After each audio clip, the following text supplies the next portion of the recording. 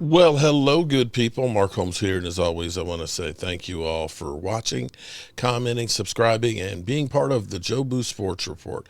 Without you guys, as well as you ladies, you know that this literally does not work. I hope everybody's having a great day. Interesting. You know what? I maybe I should do this, although if I do this, it will probably lead to more of it happening. This is where I get hate mail. I get hate mail. So we got this hate mail from a 40 Winer fan who says, "Stop making excuses, Holmes. We are not kids. You either win or you lose. Stop making excuses for Dak. He's an average quarterback who chokes in big games. Niners for life." You know what's funny? I did this just for the fun of it. I just, what exactly is an average quarterback? Okay, so here's what an average quarterback is. An average NFL quarterback season stats generally include around 300 completions for about 3,500 yards, 20 to 25 TDs, and 8 to 12 interceptions with a completion percentage in the low 60s. That usually averages to about 260 to 280 passing yards per game and having a passing rating of 90. Okay. So I was just curious. This year was better than the year before as far as his rating goes, having Saquon Barkley. But what's funny is if you look at Jalen Hurts, the year before, it said about 3,500 yards. He had 3,800. About 20 to 25 TDs. He had 23. Interceptions, about 8 to 12. He had 15. Completion percentage in the low 60s. He had a 65. And typically 260 to 280 yards passing per game and having a passing rating of 90. He had an 89. Now, he did have a higher completion percentage this year at 68. His yardage was below 3,000. His TDs were 18 and interceptions were 5. He did have a higher rating at 103, but I'm just saying, if you're an Eagle fan that's swearing that you won the Super Bowl solely because of Jalen Hurts, bro, you didn't. You didn't. Be that as it may, that's not the real reason why I actually got here. We have, where is it? Daggone it. I got too much stuff opened up here. I wanted to get you this, because this is some more good news for Cowboy fans. This is Tyler Guyton in his own words, and you heard Brian Schottenheimer today during his press conference actually giving a shout out to Tyler Guyton, also talking about Cooper Beebe being moved around a little bit as well. Tyler Guyton admitted he was ass last year. Cowboys Tyler Guyton, this is an article by the Dallas Morning News. Tyler Guyton didn't like his 24 season. I don't know who did like his season. I'll be real with you. Who did like his season? Is on a mission to become better this year. I didn't do too well last season. I want to do better. I want to be a guy who could be depended on, Guyton said. This is an article by Calvin Watkins. When the Cowboys' 24 season ended, left tackle Tyler Guyton extinguished his rookie campaign quickly.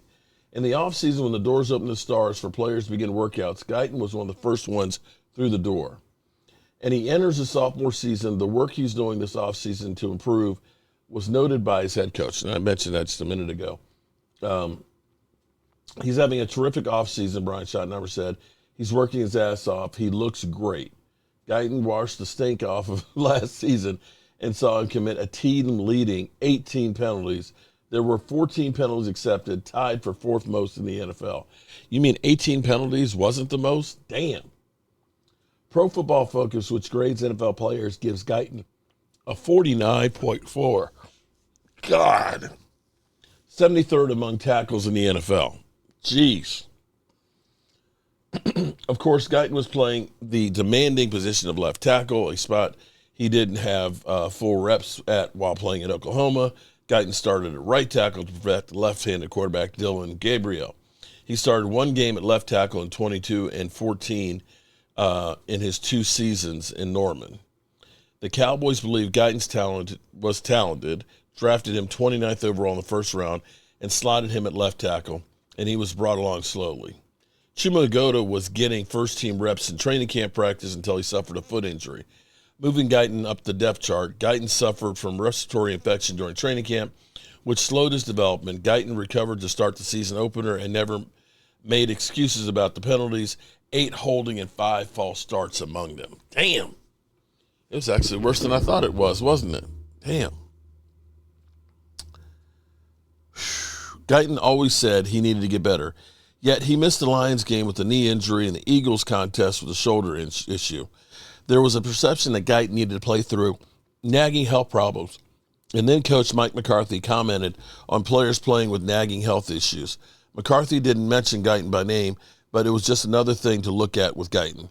When the season concluded, he had played in 15 games with 11 starts. Guyton didn't like his season overall and went into the offseason on a mission.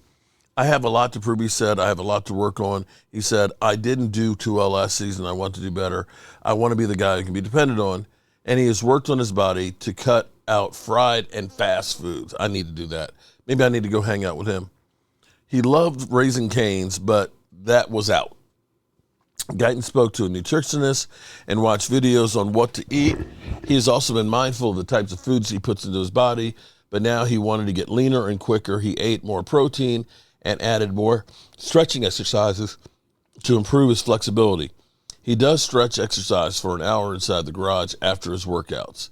It's hot as hell, he said, of the garage stretching. Guyton moves into year 2 with confidence he'll perform in that first-round grade Cowboys gave him last season. You could say anything is better than last year. However, the team dismissed ideas of moving him to right tackle or guard. TG's having a great offseason, Schottenheimer said, and I think some of the things that the offensive coordinator, Caden Adams, and offensive line coach, Connor Riley, have brought from fundamental standpoints really fit him well. Guyton understands the business of the NFL, that if he doesn't improve his play, the criticism will continue.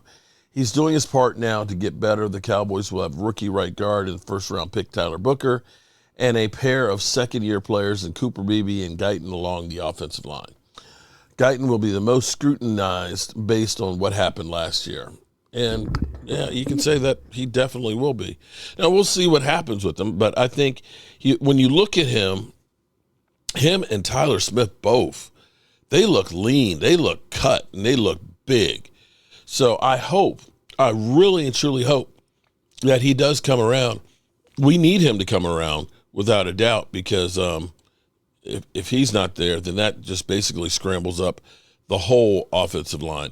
And ideally, you want to have Tyler Smith at guard.